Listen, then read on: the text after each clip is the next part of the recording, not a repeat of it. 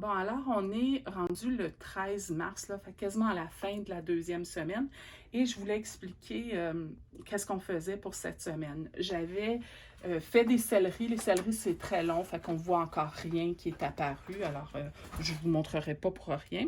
Je voulais parler des oignons et des poireaux pour vous dire que là, on voit, je vais mettre ma main derrière pour qu'on voit mieux, là. On voit que ça commence à pousser, là, et ça pousse en petits fils très longs.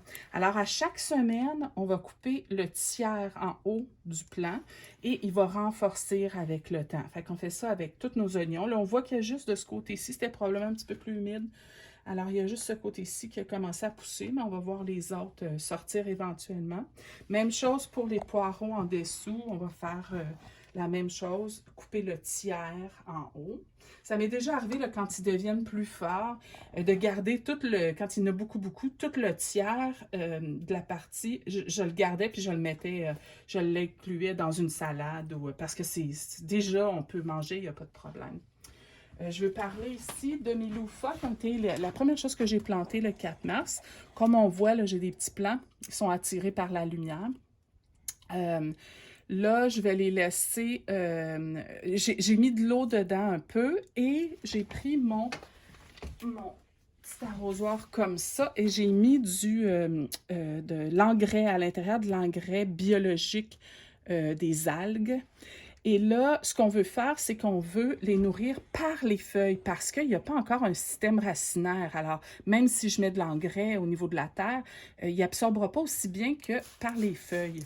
Alors, à toutes les 2 semaines, probablement 2 semaines, là, je vais arroser les feuilles comme ça pour nourrir mes plants. Fait qu'à mesure que les plants sont transférés de mes petits tapis chauffants à la lumière, là, à ce moment-là, je commence à mettre mon engrais par les feuilles. Fait que c'est absorbé par le système foliaire. Je veux aussi parler des lumières. Alors, peut-être si on peut montrer. You don't have to be too close. Alors, les lumières, ça commence au Canac, j'en ai trouvé qui était 38. Il y en a, ça va jusqu'à 50. J'ai acheté ça une à la fois, 2, 3, de certaines années, mais pas plus que ça, parce que oui, ça monte super vite, là. Mais c'est clairement, quand on a un gros jardin, ça fait une grosse différence là, de les mettre sous les lumières. Faut pas oublier aussi de tourner nos petits plateaux pour que les plantes, tu sais, ça pousse pas toujours sur le même sens, là.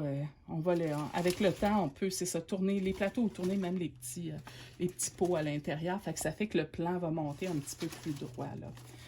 Alors, c'est ça pour les lumières. J'en ai une autre ici. La lumière. It's the whole thing I want to show. So, alors, la lumière, celle-là, c'est pratique pour les tomates parce que je peux la monter très haut, même si mes plants sont hauts. Toujours garder nos lumières à peu près à environ 3 cm de nos plants.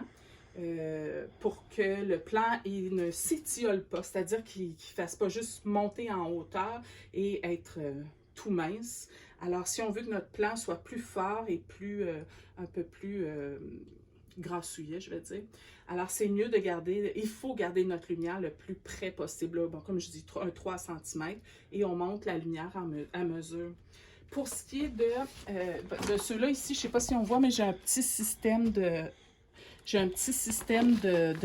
cordes ici qui fait que je peux les monter et descendre mes lumières. C'est moi qui me suis fait ça parce que je ne voulais pas les fixer à une hauteur là où après ça, je ne pouvais plus les bouger. Alors, je me suis fait un petit système pour pouvoir les monter et les descendre.